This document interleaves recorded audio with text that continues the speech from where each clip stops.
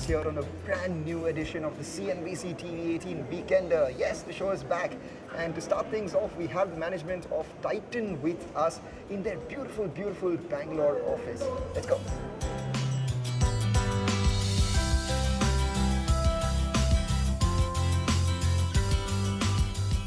We're here right outside the beautiful cabin of Titan Company's MD. He's waiting for us. Let's go in.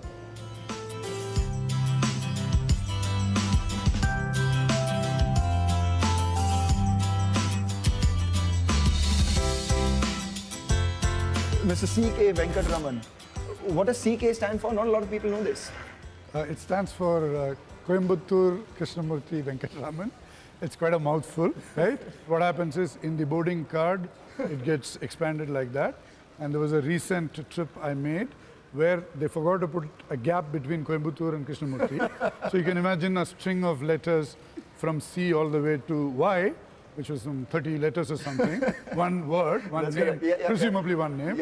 And the air hostess was welcoming each passenger by calling out the name. And looking at the boarding card and said, Mr. Malhotra, Mr. So-and-so, like that. She looked at it and looked at me and said, okay, go. Is the length of the pandemic impacting your business now, or everything is back to normal? I think in our minds, we have certainly put COVID behind us and got used to it as another kind of illness that we have to live with. And has that reflected in the business as well? First quarter numbers, phenomenal numbers. Has that sustained into the second quarter, the momentum? Your thoughts for the remainder of this year? You know, very, very bullish about as we speak, as well as the second half of the year. Even the mood or message from the recently concluded jewelry show. It happens, annual show, which happens in Mumbai.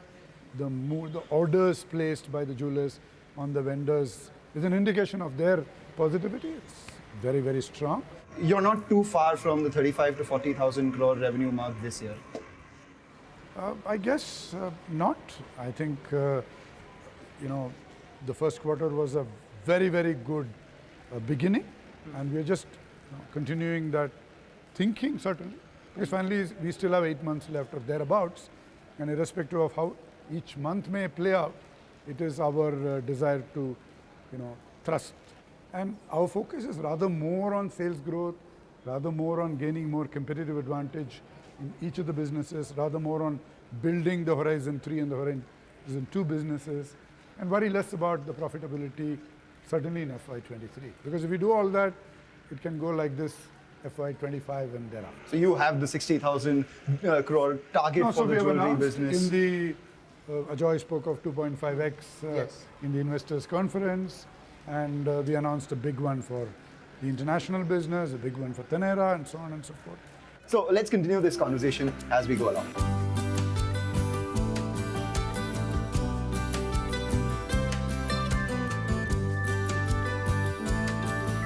So what struck me the most about this place is it's called Integrity.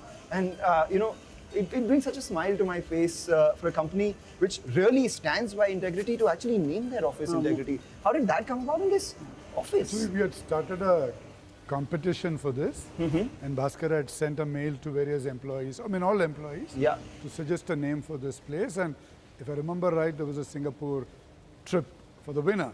And a lot of names came, and they were Titan this, Titan that, or whatever it is, and nothing was really striking. And one day Bhaskar, I think it must have sort of occurred to him in his sleep.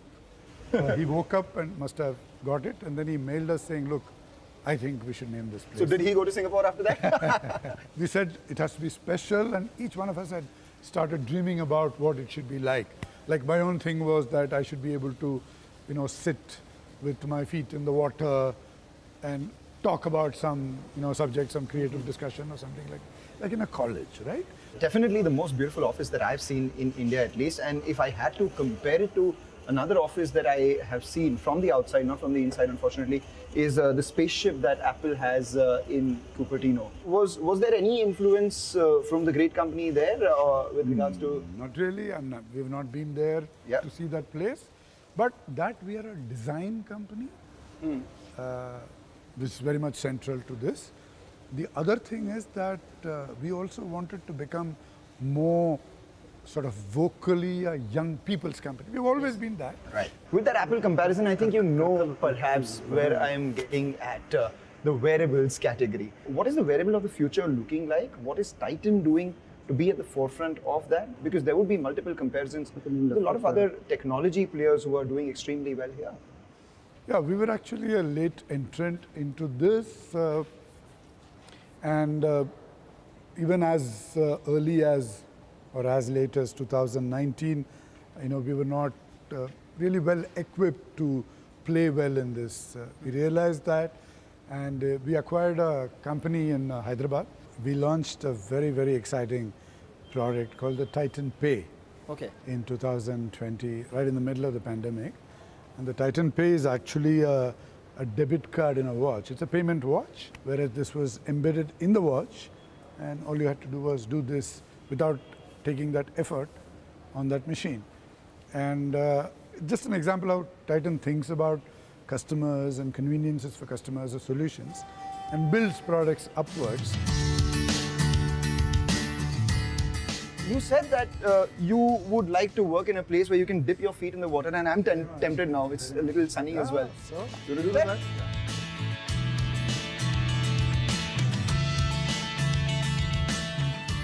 Mr. Rakesh Jhunjhunwala passed away. Would you have any story of the time that you spent with him? Rakesh was such a wonderful person also, apart from the legendary wealth creator that he was. And I've been to his home multiple times, and he has been such a fabulous host there, giving me the tastiest of mangoes, from wherever he got them. And even in the most challenging questions that he had asked us, it was always with respect to us as management. So, lot of memories and really heartbroken. They still hold about 5 crore shares in the company, 5.05 crore shares. Has there been any word on the future of their holding? Actually, we are not really looking at that. Like I had said in a recent interview, Rakesh believed so much in the fundamentals of Titan Company, right? And finally, his belief, sort of proved right, and the fundamentals of Titan Company continued to be as strong, if not stronger. So there is no reason for anything like what you are describing to happen at all, in my view. But we are certainly not in conversation of any such thing. It's interesting that, unfortunately he didn't live to see the vision that he had for India and for Titan as well, the vision that you guys have, almost 60,000 crores in jewelry sales by FY27. You do all the maths together, comes to around 75,000 crores. Put all the verticals together in terms of revenues. Is that the number which is... Obviously, in the investor conference, the parts were there. Like we did say 10,000 crores MRP from watches, 2.5x from jewelry, so much from Taneira and all that. You add all that, it is taking us to the ballpark of that. So it's just that the 10,000 of watches, there is no 77,000 sitting in my head for me to confirm. That's it. I completely understand that. So, what we want to know then is that at that level of scale, you would have all the pieces in place and all the pieces in scale as well. So what would the operating leverage come to be? And your margins currently are at the highest that we've seen at least in the last many quarters, if not history. So what would they be then at that level? I would say that that scale represents the potential to significantly improve our profitability. And you also entered the cost cutting program right before the pandemic happened, and that helped you during the pandemic as well. How much of those synergies have been realized already? How much of that is yet to be realized? Some of it continues. Some of it was situational, which was required for that period. But what we've ended up achieving is the ownership of profit and balance sheet. And that is the backbone of our predictable continuing performance. Since you spoke about ownership of the gross margins, the EBITDA margins among the employees, etc., what I wanted to understand is that CaratLane is growing extremely fast. It's broken even, and it's also contributing to the operational performance of the company very well. At that scale, are you tempted to buy more of CaratLane? CaratLane is actually a fabulous decision that we took in 2015. We are in a very comfortable position in any case. Yeah. And Mithun and team and Titan management, some of us are also on the board of CaratLane. So we've worked so well together to capitalize on the synergies of this. So there is nothing like that at the moment to share. I gathered that you are a singer. You love Mohammed Rafi songs. Venkat the pest. Yeah. But now we're by the water. We have our feet dipped here. There is the sound of the water. You want to hum a couple of lines? अभी न जाओ छोड़ कर के दिल अभी भरा नहीं अभी न जाओ छोड़ कर के दिल अभी भरा नहीं. Wow.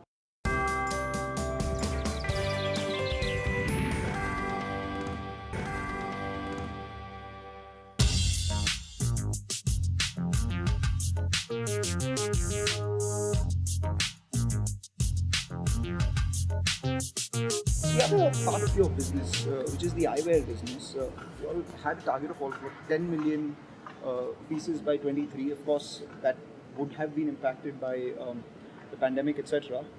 What is the updated volume target on that one? Actually, the team spent the last 2 years in really, streamlining the operations of the division and the business, and it shows in the results. It does. And it shows in the predictable monthly performance on every line of those results actually.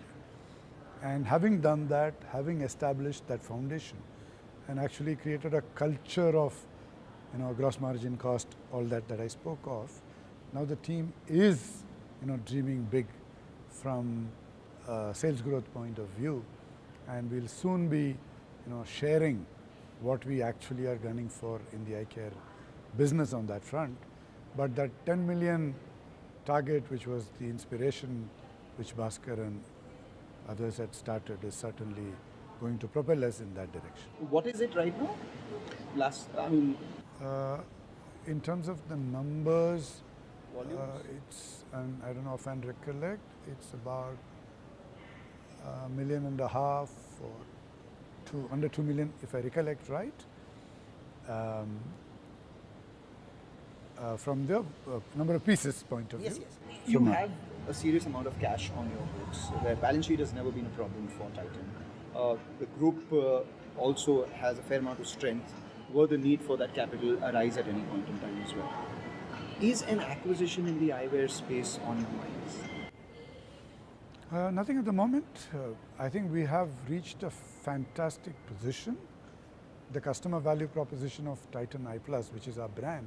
Lenskart, a solid amount of brand equity that they have. They have positioned themselves as people who would like to sell online and now are opening stores offline as well. With the kind of valuation drawdowns that we've seen in the new business space over the last year or so, I'm sure opportunities like this may have come your way as well. Have you ever thought of something like that?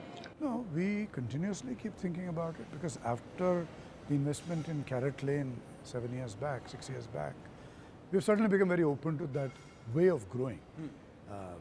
It's just that the right partner, target, whatever you call it, has to come along. Your market share in the jewelry business has increased from 4 to 5% to about 6 to 7%. What would be your aspirational target, double digit in the next couple of years? Certainly in the direction. It's actually very difficult to actually pin this down because of the nature of the industry.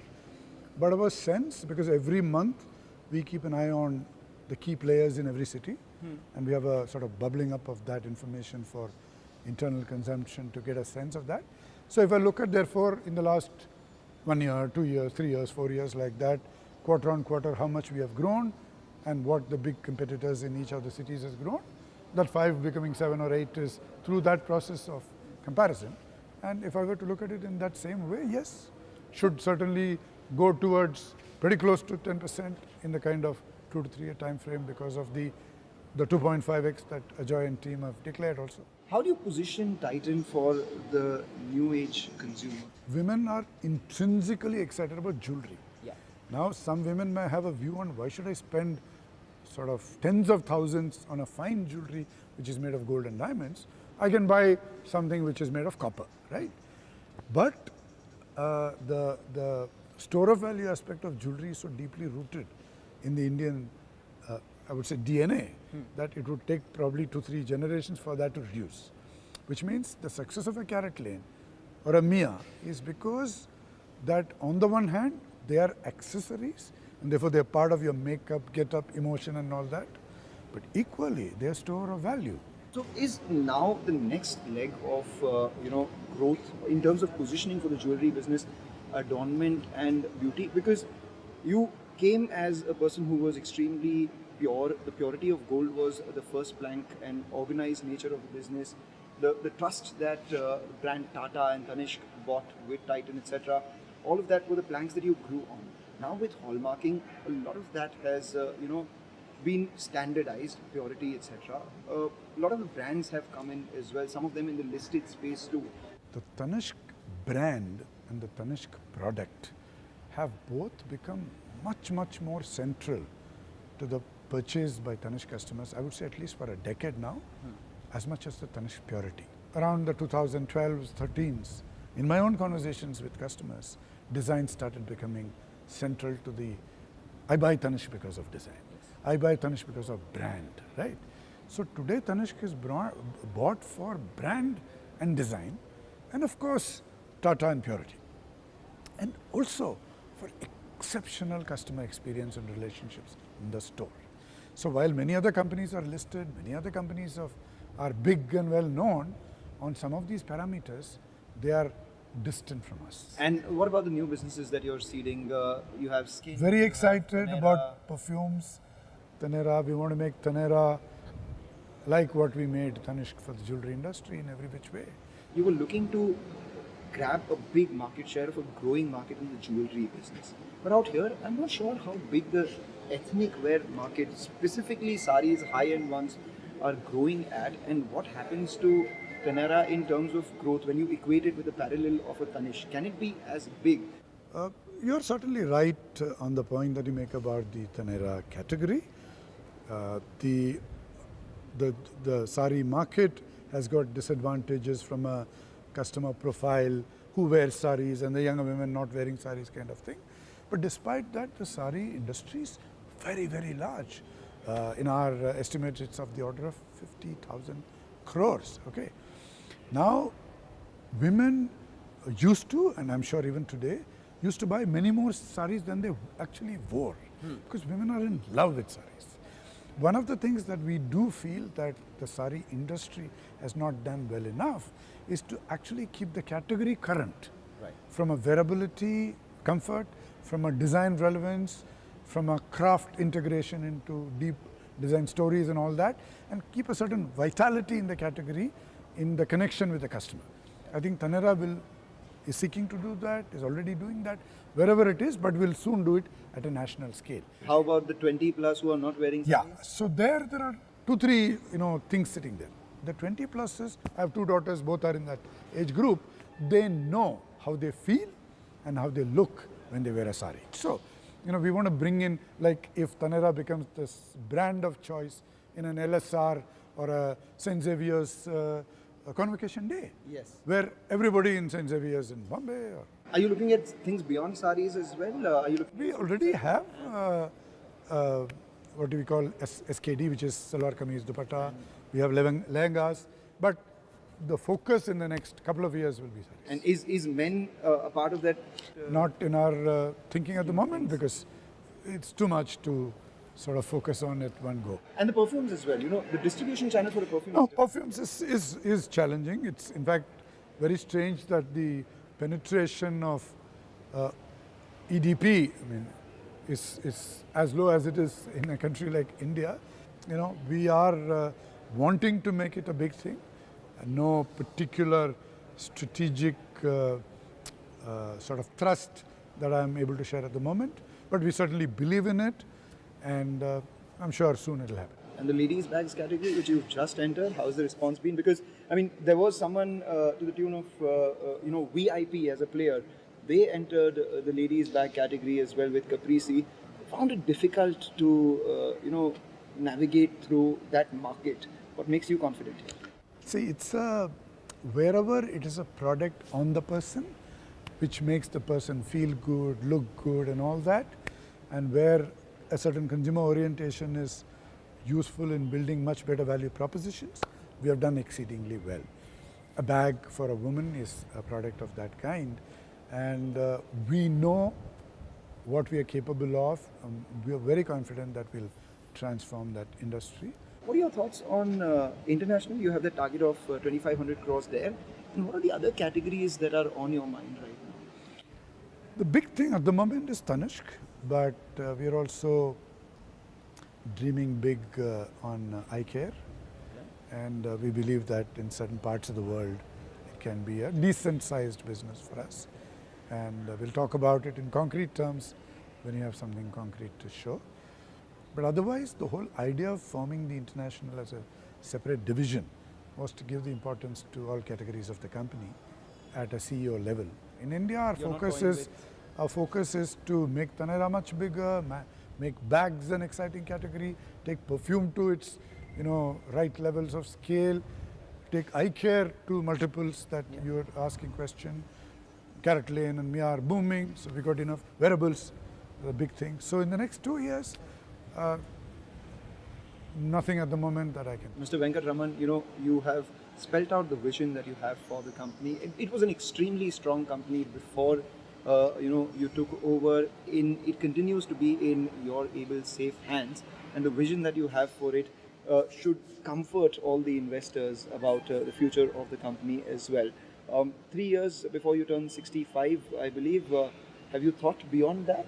I'm really looking forward to the fun I'll have after 65 years. And for the company? Company goes on. The Titan company is bigger than any individual.